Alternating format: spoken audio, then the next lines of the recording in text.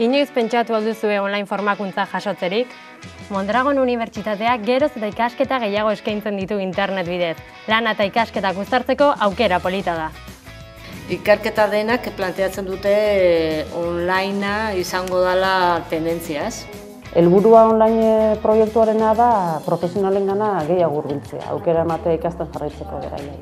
Online prestakuntza bat nola den guk kudeatzen dugu gure denbora. Eta orduan bateragarriak dira lana eta ikaskuntza. Profesional esparru hortan emuten dugu badaukala indarra, aldiz gradutan, oraindik nekezago ikusten dute adin bateko ikasleek esatea, nire kabuz estudiatuko, baina etorriko da hortik ardura hori.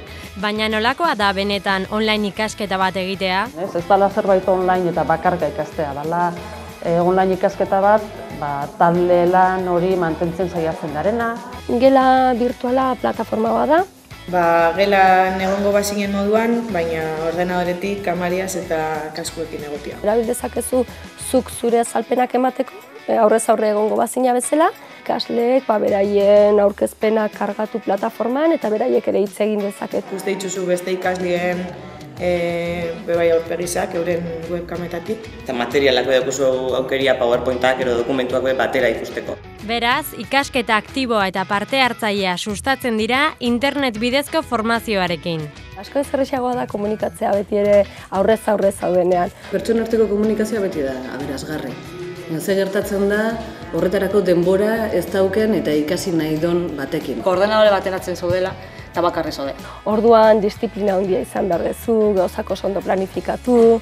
Zu izan behar dezula, zure ikaskuntzaren gidari. Zuk molda dezakezula, ez dela presentzialitateak ematen duen orduekiko menpekotasun hori. Zure etxean zaude, material lana daukazu, nahi duzunen egiten duzu, pertsonalizatua da, tutoreekin egon naiteke.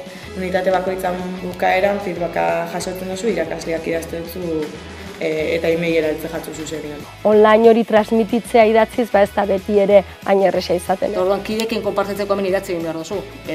Bideo bat egin eta igo, baina beti lan badago, ez teknologiko lan bat. Asko baloratzen dutena ikasleek da batez ere gertutasun hori sentitzen dutenean, ez? Eta azten dute, fizikoki bakarrik sentitu direla, etxean daudelako etxeko zapateetan ikasten, baina gertutasun psikologikoa sentitzen dela.